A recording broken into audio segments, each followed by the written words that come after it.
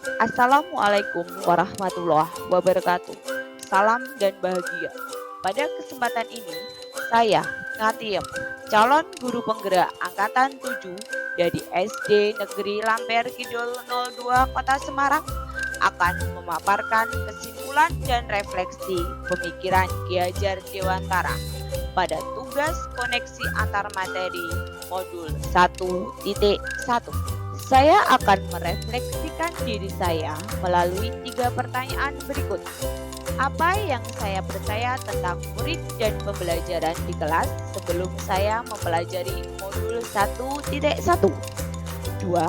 Apa yang berubah dari pemikiran atau perilaku saya setelah mempelajari modul ini? 3.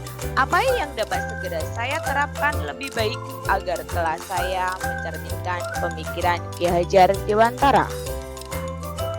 Saya percaya tentang murid dan pembelajaran di kelas sebelum saya mempelajari modul 1.1 bahwa guru mendominasi pembelajaran.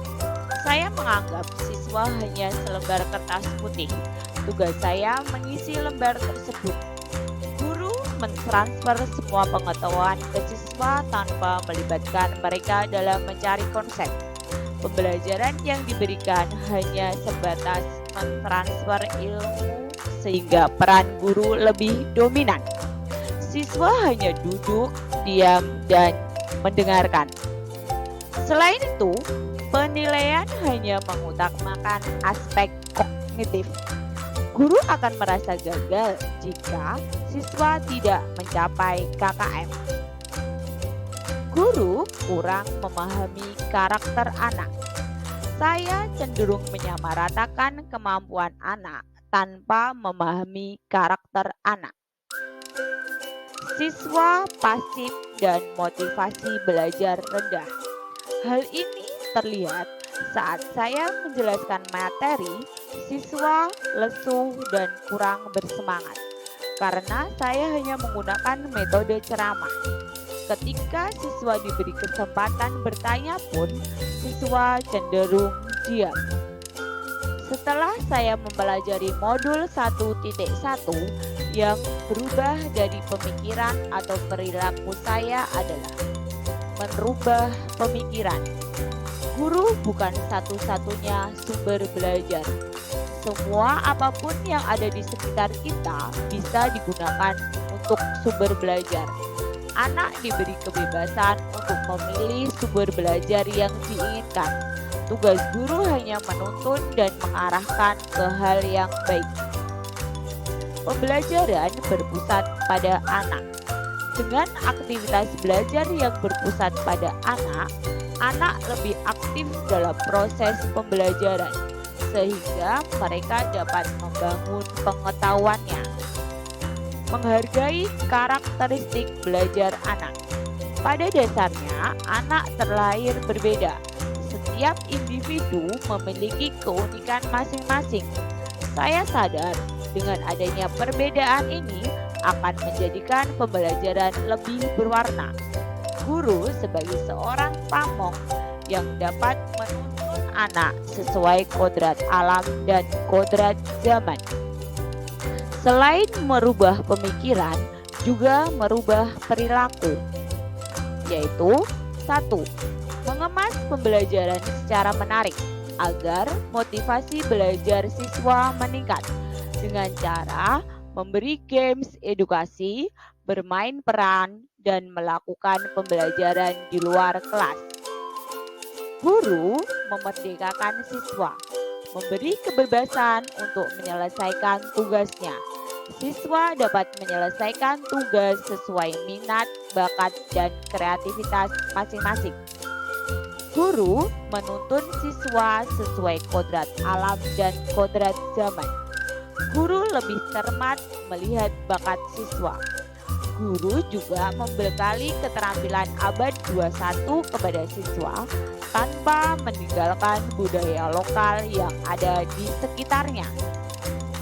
Agar kelas saya mencerminkan pemikiran Ki Hajar Dewantara, penerapan yang akan saya segera lakukan di kelas adalah 1. Menerapkan konsep merdeka belajar. saya akan mengajak siswa dalam perencanaan pembelajaran. Saya juga akan merancang pembelajaran yang interaktif dan menyenangkan dengan melibatkan siswa. 2. Menerapkan pembelajaran kontekstual, di mana menjadikan lingkungan dan kearifan lokal sebagai sumber belajar, sehingga siswa dapat mengenal, melestarikan, dan mengembangkan kebudayaannya. 3. Melaksanakan pembiasaan budi pekerti. Saya akan menanamkan budi pekerti kepada siswa melalui pembiasaan seperti budaya 5S, membantu korban bencana, kegiatan beramal, mengikuti kegiatan agama sesuai dengan agamanya. Yang keempat, menerapkan sistem AMONG. Guru tidak lagi menuntut, tetapi menuntun.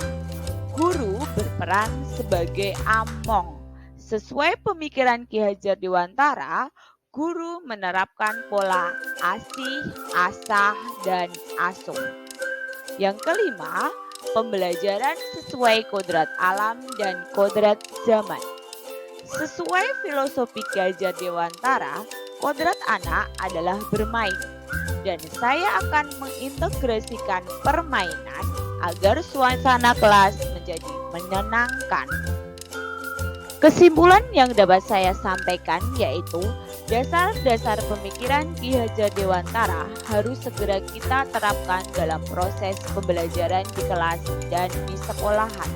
Di antaranya, pendidikan adalah menuntun anak sesuai minat dan bakatnya. Pendidikan bukan hanya ilmu akademis saja, tetapi perlu penanaman budi pekerti yang baik. Pendidikan sejatinya berhamba pada anak. Demikian pemaparan saya tentang koneksi antar materi pemikiran Ki Hajar Dewantara. Terima kasih. Salam dan bahagia. Wassalamualaikum warahmatullahi wabarakatuh.